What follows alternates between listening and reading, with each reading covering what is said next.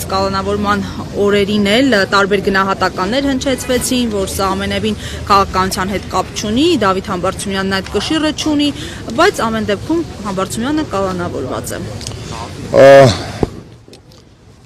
Նախ եւ առաջ ուզում եմ իմ լիակատար աջակցությունը հայտնեմ եւ Դավիթին Համբարձումյան եւ Հայաստանում այսօր բանտարկված բոլոր քաղաքական բանտարկյալներին, ուզում եմ իմ համերաշխությունը կրկնել Նարեկ Սամսոնյանին, ով հիմա հացադուլի մեջ է նաեւ քաղաքական հետապնդման արդյունքում։ Իհարկե նաեւ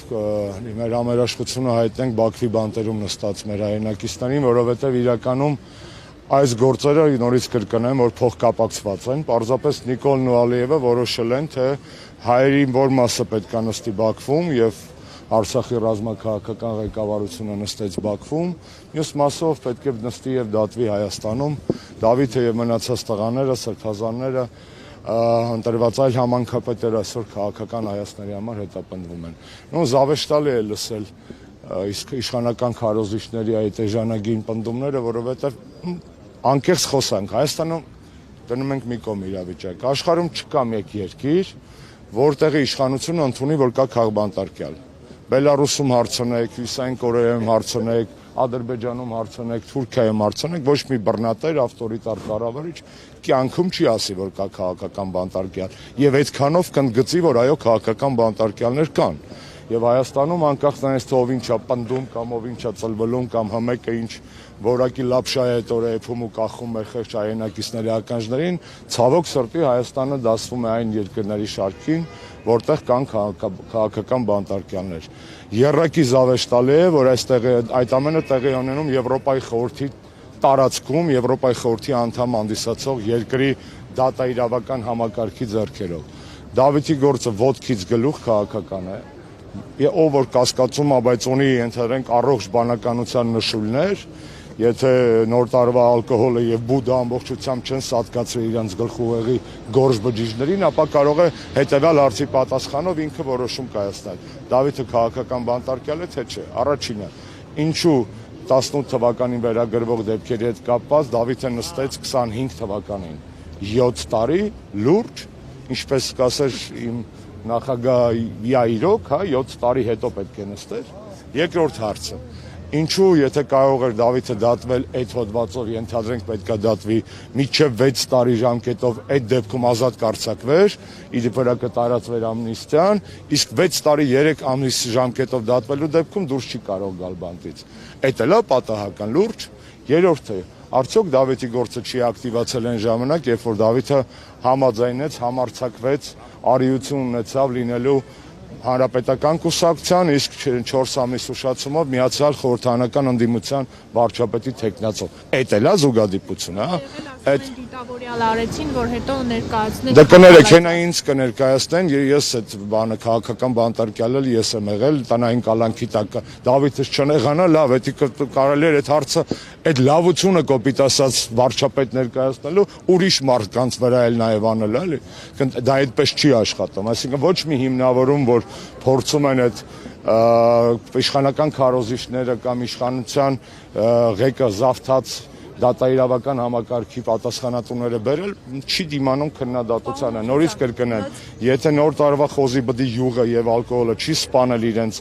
գորշ բջիջների վերջին խմբականակը, որ գուցե միտեղ ուղեղի ծալքերում մնացել է, ակնհայտ է, չէ՞, որ Դավիթի եւ մնացած բոլորի պարագայում, ասեմ, Դավիթի առիթով ենք մենք հավաքվել, բայց ուզում եմ սա հստակ շեշտենք, մենք միայն Դավիթի համար չենք հավաքվել, ամեն նմանատիպ ակցիա լինի, Նարեկենս դատը, սրբազանների դատը, դա ազատություն է բոլորի համար եւ ամենակարևորը, ինչպես Հանրապետականը եւ Սերժ Սարգսյանը մեր եզրափակիչ տարեվերջան ուղերձում ռոլիկում ասեցին, այս տարի ազատություն երկրին, որովհետեւ այս տղերքը անազատ են, որովհետեւ երկիրն է անազատ։ Եվ այս հարցերը փոխկապակցված են, ոչ մեկ չմտածի, կներես Զարջան, որ սա պրոստա լոկալ ակցիա է, մենք եկել ենք ընդամենը քաղաքական բանտարկյալների համար ենք պայքարում։ Ոչ, սա ընդդիմության, հասարակության առողջ հատվածի, պետական ազգային ուժերի պայքարի շարունակություն։ Այո, Նիկոլը փորձում է մեզ տարոհել, ջլատել, բերել դատարանների դռները, հայատներում հավաքվենք, որպեսզի հրապարակներում չհավաքվենք, օքեյ, բայց դրանից երկրում կուտակած դժգոհությունը չի պակասում, չէ, երկրում ոսկլտող ջղայնությունը անարդարությունից չի պակասում, ուզում ես տրոհի ըստ Կուխնյաների, մեկը այդ գումարային ծավալը դժգոհության շատ մեծ է։ Ո՞նց է արտահայտվում եւ ո՞նց է արտահայտվելու։ Զարջան, ակնհայտ է մի բան, եթե էներգիան չես կառավարում կամ եթե էներգիան չի ուղղորդվում, ապա այն ունակ է ցբխել։ Օրինակ, եթե լեռնային գետա այդ վժժալով իջնում է ձնհալից հետո, եթե չես կարգավորում, առաջանում է ավերածություններ, առաջանում են սողանցներ, առաջանում են ջրհեղեղներ եւ այլն։ Իսկ եթե կառավարում ես, դառնում է պիտանի էներգիա արտադրողը։ Նույնը քաղաքական էներգիայի մասին է։ Այո, այսօր գուցե ընդդիմությունը որպես միացյալ ատոմակայան չի այս էներգիան չի կարողացել կամ դեռ չի ուզում կամ դա առանձին հարց է ուղղորդել մեկ ուղղությամբ, բայց այս էներգիաները չեն պակասել, չէ։ Մենք գիտենք, որ 20 թվականի նոյեմբերի 9-ից հետո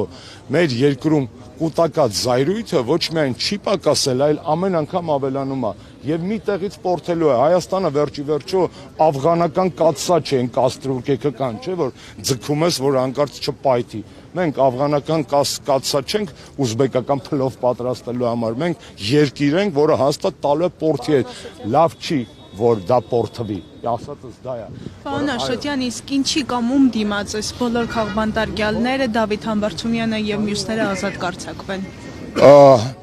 Այսօր իշխանությունը կիրառում է պատտվող դռների քաղաքականություն։ Դա առաջինը Կարեն Վրդանեսյանն էր փորձագետ նկատել, դա ինչ է նշանակում։ Այդ պատտվող դռները հյուրանոցների կամ մետրոների հիշում եք, մեկին թողում են, մյուսին բռնում են, հա։ 2 տարուց ավելի ես էի նստած, ինձ այսպես ասած թողեցին ուրիշ հսկողության ներքո, ուրիշ մարկանց բռնեցին, ուրիշ մարկանց նստում են, այսինքն այդ պատտացող դռների դա ոչ թե ռեպրեսիաների վերջի մասին է խոսում, չէ, դա հատուկ սմարթ տեխնոլոգիա է, թե ինչպես անել, որ մարդկանց վեշնի գցել այս աժիոտաժի, մշտապես լինել այս աժիոտաժի, այս ներվի մեջ, իսկ ներվ կա, իհարկե կա, ոնց կարող է չլինել ներվ։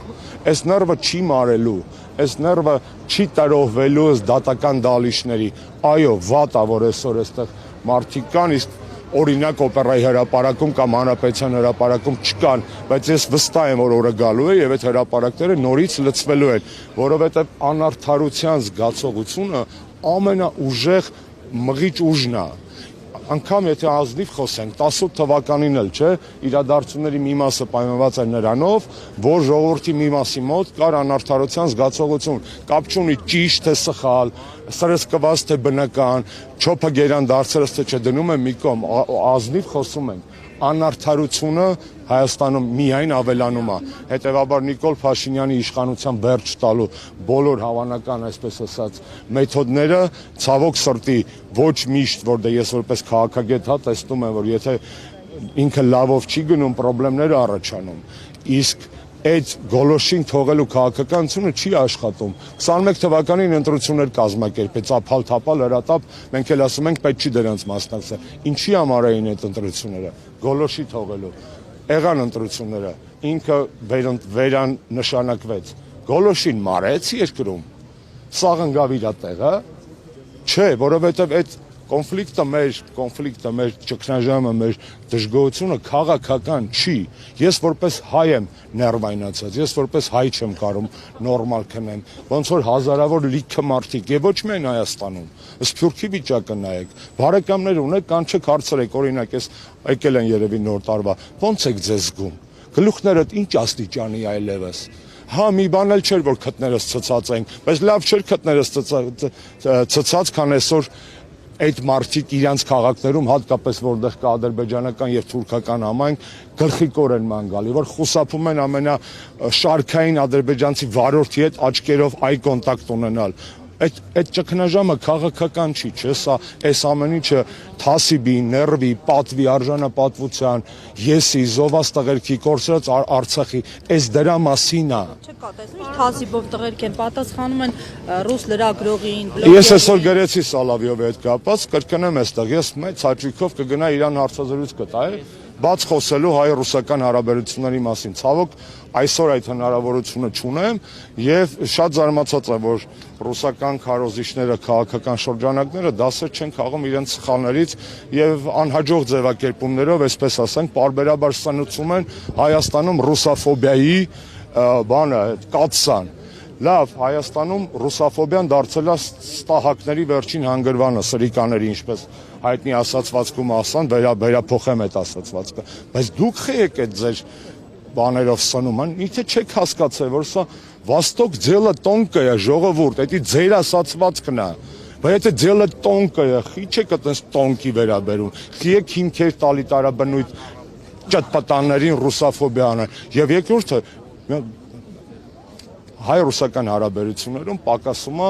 լուրջ ազնիվ բովանդակային սրտացավ զրույց։ Մեր դաշտի մի մասը ցավոք սրտի չափից ավելի սերա, մյուս մասն էլ վճարված ֆոբա։ Ֆոբի եւ սերի արանքում բնականաբար կա ընկերություն, կա ռազմավարական դաշնակցություն, կա համատեղ պատմություն, մշակույթ, ապագա, անցյալ, ամեն ինչ կա։ Եվ այդ երկու բևեռների մեջ, մոլության եւ ատիացության մեջ կորում են հայ-ռուսական հարաբերությունների աղը, կորում է։ Իսկ այդտեղ այո առաջանում են մարդիկ, ովքեր ուզում են իրենց ձեռքերը տաքացնել։ Այդ մարդիկ դες թասիբով եք քո ասացի պես, բայց Էրդողանին բան ասեք, Ալիևին պատասխանեք։ Լավ, Ալիևից վախում եք, առնորդ նախարարին պատասխանեք։ Այսինքն դուք այտենց ընտրողաբար հայրենասիրություն է, այն ասում է 50 եվրո, բայց այն բանը մեջը չի, այտենց չկա, այտենց չի լինում քաղաքականության մեջ։